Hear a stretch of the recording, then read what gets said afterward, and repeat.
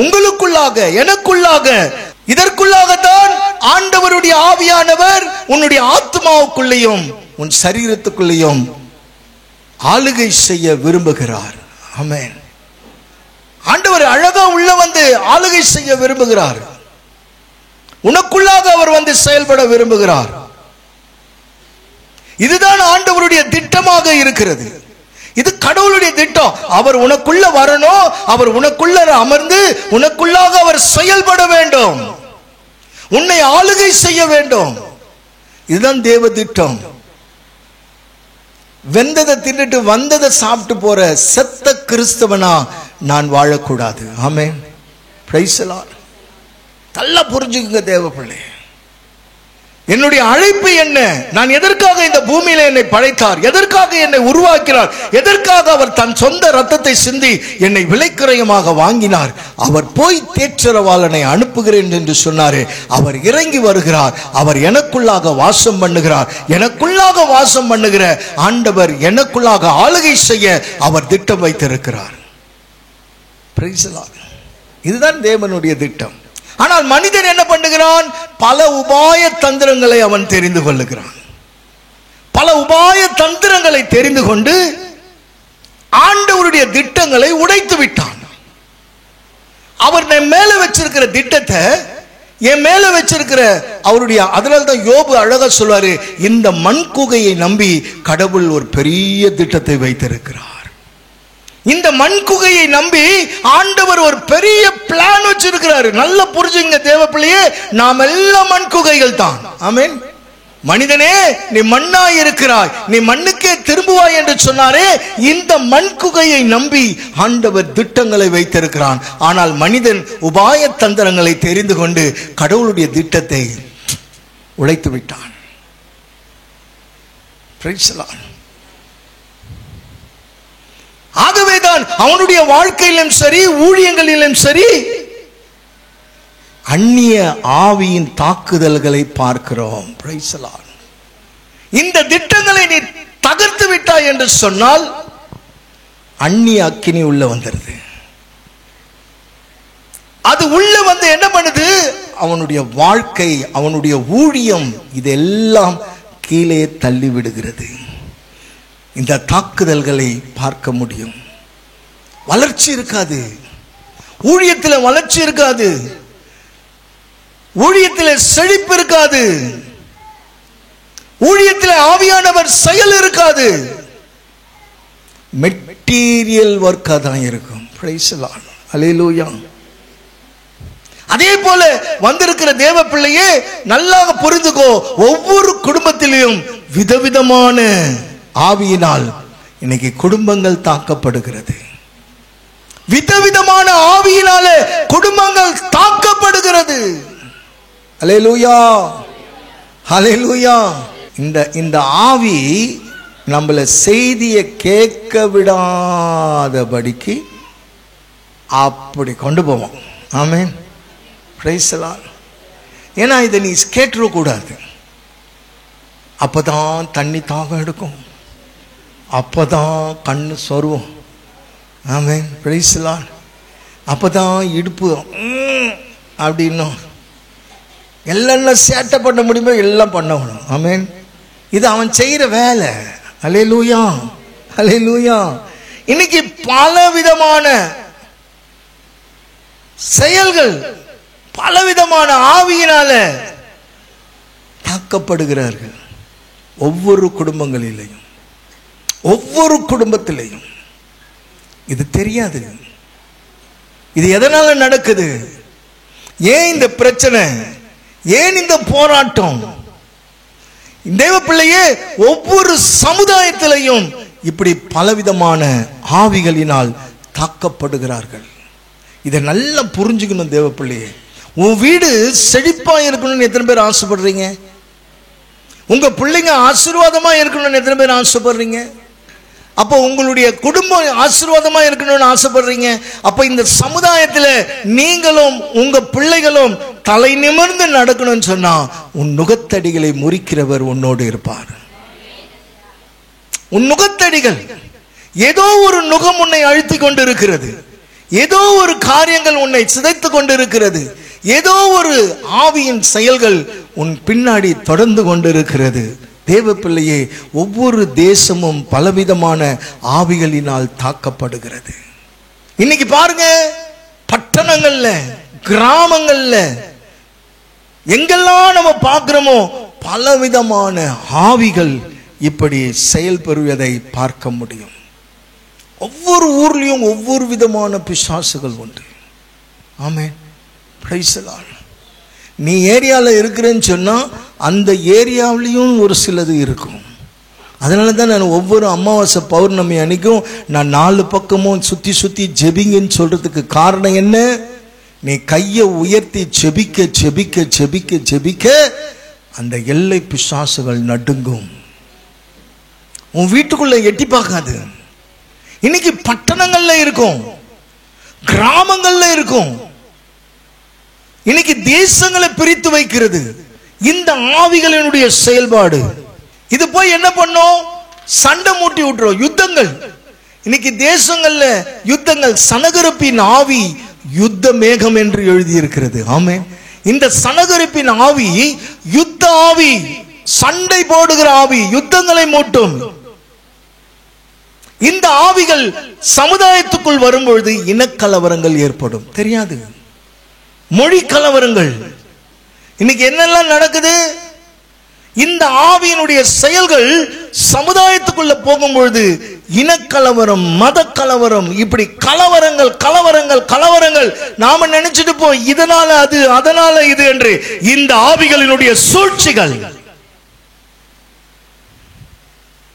இந்த ஆவிகள் குடும்பத்துக்குள் வரும்பொழுது குடும்பங்கள் சிதறடிக்கப்படுகிறது. ஏன் இன்னைக்கு குடும்பத்துல பிரச்சனை?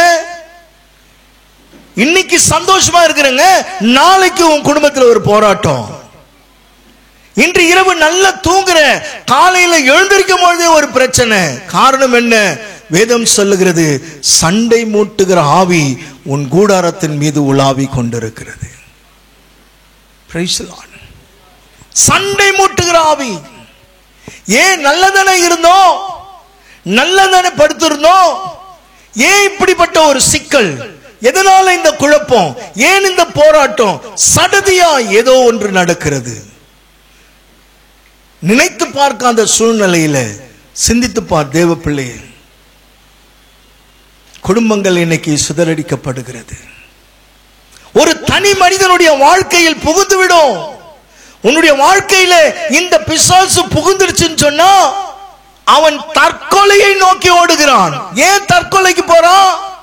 எதனால இந்த சூசைட் ஸ்பிரிட் செயல்படுது? உன் வாழ்க்கையில உள்ள வந்துருவான். ஏதோ ஒரு விரக்தி, ஏதோ ஒரு காரியம் உனக்குள்ளாக இந்த ஆவி செயல்படும் பொழுது உன் நாடி நரம்புகளை அது கண்ட்ரோலுக்குள் கொண்டு வந்துவிடும். Price the Lord. தேவப்பிள்ளையே, இப்படிப்பட்ட ஆவிகள் ஒருவேளை இந்த இடத்துல வந்திருக்கிறவர்களில் செயல்படலாம். ஆமென், பிரைஸ் தி லார்ட். அப்படி உனக்கு உணர்வும் இருக்கலாம். ஏன் வாழ்றோம்? சில பேர் அப்படிதான் நினைப்பாங்க, எதுக்காக வாழ்க்கை? இவ்வளவு கஷ்டத்திலையும் நான் உயிரோடு இருக்கணுமா? இவ்வளவு போராட்டத்திலையும் நான் உயிரோடு வாழணுமா? நான் செத்து போனால் பரவாயில்லையே. இந்த ஆவிகள் இந்த சிந்தனையை தான் தோண்டுமே தவிர, சிந்தித்துப்பார். இந்த ஆவிகளினுடைய தாக்குதல்களை நாம் பார்க்கலாம். நான் சொல்றேன், நீங்கள் பரிசுத்த ஆவியை பெறும்படி இந்த இடத்துல நீங்கள் வந்திருக்கலாம். எத்தனை பேருக்கு பரிசுத்த ஆவியானவர் வேணும்? நான் ஆசைப்படுறேன்றதை விட எனக்குள்ளாக என்னுடைய கத்தோலிக்க திருச்சபையில் என்கிட்ட இந்த இடத்துல கொண்டு வருவர்களை ஆவியில நிறைவை அவர்கள் காணத்தக்க அந்த நிலைக்கு கொண்டு போகணும். என் கையில கொடுத்திருக்கிற ஊழியத்தை நான் சரியாக செய்யணும், சரியான போதனையை கொடுக்கணும். இதுதான் ஆண்டவர் சமூகத்தில் நான் கேட்கிறது, நான் வாஞ்சிக்கிறது. இந்த கூடாரத்துக்குள் வருகிற அத்தனை பேருமே நிறைவானதை பெற்றுக்கொள்ளணும். உன்னை எதிர்த்து வருகிற ஆவிகளை மிதித்து தள்ள, மிதித்து தள்ள. ஒருவேளை நீ இந்த தூய ஆவியானவரை பெற்றுக்கொள்ள வந்தது நல்லதுதான். ஆனா ஏற்கனவே உனக்குள்ளாக ஒரு ஆவி செயல்பட்டு இருக்க, உனக்குள்ளாக உனக்கு தெரியாமையே ஒரு ஆவி செயல்பட்டு கொண்டு இருக்கிறது. இதை நீ அடையாளம் கண்டு கொண்டாயா? Price the Lord. அடையாளம் கண்டு கொண்டாயா? இதை அடையாளம் கண்டு கொள்ள வேண்டியது அவசியம். இதை நீ நல்லா புரிஞ்சுக்கணும். இந்த ஆவியை நீ வைத்துக்கொண்டு இதையும் வைத்துக்கொண்டு அவரையும் வைத்துக் கொள்ள சரியானது அல்ல. ஆமென். இது சரியா? ஒருவேளை உனக்குள்ளார கோபத்தின் ஆவி இருக்கலாம், மூர்க்கதனத்தின் ஆவி இருக்கலாம், உனக்குள்ளார ஏதோ ஒன்று தடுமாற்றத்தை கொண்டு வருகிற ஆவிகள் இருக்கலாம். நீ நல்ல பரிசுத்த ஆவியில நல்லா ஜெபிக்கிற ஆளுதான், நல்ல தரிசனம் எல்லாம் இருக்கும், வெளிப்பாடு இருக்கும். ஆனா இன்னொரு ஆவி உள்ளந்து வெளியே வந்ததுனாக்கா நீ யாருன்னு காட்டிடும். Price the Lord. அதனாலதான் நான் சொல்லுவேன், என்ன சொல்லுவேன்? நீரின் மேல் ஆவியானவர் அசைவாடினார், பாதாளத்தில் இருள் சூழ்ந்திருந்தது. நீ மேல நீ ஹோலியா காமிக்கலாம், மேலே தரிசனங்களோடு வாழலாம். ஆனா உனக்குள்ளார இன்னொரு ஆவி இருக்கிறத இன்னைக்கு நீ தெரிஞ்சுக்கோ. Price the Lord. நல்ல ஒரு ஆவியின் அபிஷேகம் இருக்கிறது, வெளிப்பாடுகள் இருக்கு. நல்ல நீங்களே செக் பண்ணி பாருங்க, உங்களுக்கு நல்ல தரிசனம் இருக்கும். இங்க எத்தனை பேருமே அபிஷேகம் பெற்றவர்கள்? ஆமென் சொல்ல மாட்டீங்களா? எல்லாருக்குள்ளேயும் ஆவியானவர் இருக்கிறார். எத்தனை பேர் ஆமென் சொல்றீங்க? ஆனா நீங்களே சிந்திச்சு பாருங்க, உங்களுக்குள்ளாக இதுவும் வேலை செய்கிறது, அதுவும் வேலை செய்கிறது. அப்ப நீ செபிச்சா எப்படி பதில் வரும்? புரிஞ்சுதா நான் சொன்னது? பாத்திரம் கழுவாம பால் ஊத்துறது, குக்கர் நல்லா தான் இருக்குது. ஆமென். ஆண்டவர் பார்த்து சொன்னா, குருட்டு பரிசேயனே. எப்படி சொல்றாரு? குருட்டு பரிசேயனே, பாத்திரத்துக்கு வெளியே நீ சுத்தமா இருக்கிற, ஆனா உள்ள சரியில்லையே. ஆமென். இன்னைக்கு பார்க்கிறதுக்கு நீ வெளியில நீ ஹோலி. ஆமென். கையை தூக்குன உடனே அந்நிய பாஷை வந்துடும். பரிசுத்த ஆவியில நான் நிறைஞ்சிட்டேன், அடையாளம் கொடுத்துட்டாரு. என்ன ஸ்பிரிட்ல நீ இருக்கிற? ஆமென். இயேசுவோடு கூட இருந்தவர்கள் இயேசு கிறிஸ்து கிட்ட என்ன சொன்னாரு? வானத்திலிருந்து நெருப்பை இறக்கிடுங்க. உடனே அவர் என்ன கேட்டார்? நீ என்ன ஆவி உடையவன்? கேட்டாரா இல்லையா? நீ என்ன ஆவி உடையவன்? இன்னைக்கு நீ சிந்திச்சு பார், எப்படி இருக்கிறோம்? Praise the Lord. ஹல்லேலூயா. தேவ பிள்ளையே, முதல்ல நீ அந்த வல்லமையை அழிக்கணும். அதை அழிச்சிட்ட பின்பு இந்த தெய்வீக வல்லமையை பெற்றுக்கொள்ள வேண்டும். இந்த இடத்துல இங்க வருகிறவர்களுக்கு இதுதாங்க சத்தியம். ஆமென். Praise the Lord. நான் இப்படி தடவி கொடுக்கிற ஆண்டவர் இங்க கிடையாது. இப்படி தடவி கொடுத்து நீ நல்லா இரு. ஆமென். Praise the Lord. நல்லா புரிஞ்சுக்க தேவ பிள்ளையே, முதல்ல இந்த ஆவியை, உனக்குள்ள இருக்கிற செயல்படுகிற இதை நீ கலைத்து விட்டு பின்பு அந்த வல்லமையை நீ பெற்றுக்கொள்ள வேண்டும். நீதி தலைவர் 9வது அதிகாரம் 23வது வசனம். கடவுள் அபிமெலேக்கிற்கும் செக்கேம் குடிமக்களுக்கும் இடையே கடும் பகையை மூட்ட அவர்கள் அவனுக்கு நம்பிக்கை துரோகம் செய்தனர். அந்த மொழிபெயர்ப்புல கொஞ்சம் வாசிங்களேன், தெளிவா எழுதி இருக்கிறாரு. அபிமெலேக்குக்கும் சீகேமின் பெரிய மனுஷருக்கும், நல்ல கவனிங்க, அபிமெலேக்கும் சீகேமின் பெரிய மனுஷருக்கும் நடுவே பொல்லாப்பு உண்டாக்கும் ஆவியை தேவன் வர பண்ணினார். என்னங்க பிரச்சனைங்க? இந்த வார்த்தையை டிரான்ஸ்லேட் பண்றதுல என்ன குழப்பம், தப்பு இருக்குது தெரியுதா? எது விட்டு போயிருக்குது? ஆவி. என்னெல்லாம் விட்டு போயிருக்கு? இங்க என்ன சொல்லிருக்காங்க? கடும் பகையை மூட்ட, அதோட முடிச்சுட்டாங்க. ஆனா இங்க என்ன சொல்றாங்க? பொல்லாப்பு உண்டாக்கும் ஆவியை கடவுள் வர பண்ணினார். இந்த இடத்துல கடவுள் என்ற வார்த்தையே கிடையாது. Praise the Lord. Praise the Lord. கடவுள் வர பண்ணினார். அப்ப தேவ பிள்ளையே, பொல்லாப்பு உண்டு பண்ணுகிற ஆவி ஒன்று உண்டு என்பதை நீ புரிஞ்சுக்கணும். ஆமென். Praise the Lord. இது என்ன பண்ணுது? பிரிவினையை உண்டாக்குகிறது. இந்த ஆவி உள்ள வந்துருச்சுன்னா பிரிவினையை உண்டு பண்ணும். நல்லா கவனிச்சீங்கன்னாக்கா சத்தியம் புரியும். ஆமென். இந்த ஆவி உள்ள வந்ததுன்னா பிரிவினை. நல்ல ஃப்ரெண்ட்ஸா இருப்பாங்க, இது உள்ளர போந்து ஆட்டையை போட்டு போயிடும். Amen. Praise the Lord. Hallelujah. இதுதான் பொல்லாப்பான ஆவி. இது என்ன பண்ணுது? பிரிவினையை உண்டாக்குகிறது, பிரிச்சு விட்டுடும். இன்னைக்கு நிறைய குடும்பங்களை பிரிச்சு விடுறது இந்த ஆவிதான். நாம நினைச்சிட்டு போம் ஏதோ பிரச்சனைன்னு. குடும்பம் ஏன் பிரிதுன்றதை நல்லா புரிஞ்சுக்கங்க. அல்லேலூயா. குடும்பம் பிரியறதுக்கு இது உள்ள நுழையும். இது எப்படி நுழையும் சொன்னா, அது ஒரு ஆள் மூலமா வரும். Amen. Praise the Lord. Alleluia. ஒரு சின்ன வார்த்தையை உள்ள தூக்கி போட்டு போயிடும், அவ்வளவுதான், முடிஞ்சது. அங்க என்ன நடக்குது? பிரிவினை. ஆனா நான் கோயில்ல வந்து என்ன பாடுவேன்? பிரிவினை மாய்த்து. எவ்வளவு பெரிய பொய் பேசுறோம் தெரியுமா இது? Amen. Praise the Lord. Hallelujah. இது பிரிவினையை உண்டாக்குகிறது. இது என்ன பண்ணோம்னாக்கா, வல்லரசு கூட ஆளுகை செய்கிறதை பார்க்கலாம். இது நிறைய வல்லரசுகள் கூட இந்த ஆவி செயல்படும், பிரிச்சு விட்டுரும். இது சூழ்ச்சி. இந்த தேவ பிள்ளையே, இந்த ஆவி குடும்பத்துக்குள்ளாக, சமுதாயத்துக்குள்ளாக, தேசங்களுக்குள்ளாக பிரித்து ஆள்கின்ற ஆவி. ஆமென். நல்லா புரிஞ்சுங்க. ஏன் உங்க வீட்டுக்குள்ள எல்லாம் ஒருத்தரை பார்த்துக்க முடியல? இங்க எத்தனை பேர் எல்லாரோட சமாதானமா இருக்கிற ஆட்கள் இருக்கிறீங்களா? எல்லாரோடையும் நான் சமாதானமா இருக்கிறேன்னு சொல்றவங்க கை தூக்குங்க பார்க்கலாம். ஒருத்தர் கூட தூக்க மாட்டேன்றீங்க. சோத்திரம். ஆமா. அப்ப எல்லாரோடையும் இது என்ன பண்ணுது? ஏதோ ஒண்ணு கசப்பை தூக்கி உள்ள போட்டு போயிடுது, பிரிவினையை. இதைத்தான் நியாயாதிபதி புத்தகம் நீதி தலைவன் 9:23 அபிமெலேக்கு சீகோம் பெரிய மனுஷருக்கும் நடுவே பொல்லாப்பு உண்டாக்கும் ஆவியை தேவன் வர பண்ணினார். அல்லேலூயா. ஆண்டவர் வர பண்ணினார். ஐயா, இது என்ன பண்ணனாக்கா, கருத்து வேறுபாடுகளை உண்டு பண்ணிடும். நீ வேலை ஸ்தலத்துல இது ஜாஸ்தி இருக்கும். ஆபீஸ்ல நிறைய கருத்து வேறுபாடுகளை உண்டு பண்ணும். நம்ம நல்லதான் இருப்போம், நம்மளை பார்த்தாவே சில பேருக்கு பொறாமையா இருக்கும், எரிச்சலா இருக்கும். ஏன்னா நீ கடவுளுடைய பிள்ளை இல்லை, அந்த வெளிச்சம் உன் மேல இருக்கும். ஆமென். Praise the Lord. இந்த பொல்லாப்பு உள்ள வருது. இது உள்ள வந்து என்ன பண்ணுது?